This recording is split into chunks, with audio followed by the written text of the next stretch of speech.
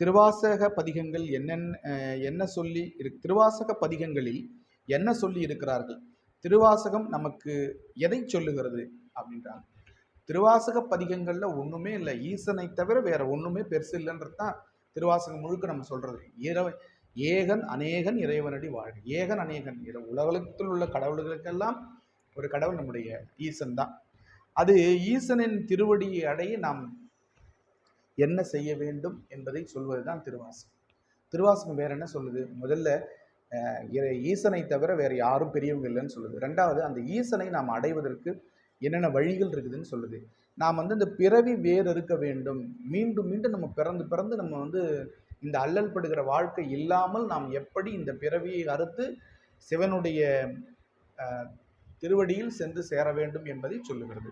பற்று அறுக்க வேண்டும் என்று சொல்கிறது. இதுதான் திருவாசகம் நமக்கு சொல்லுது.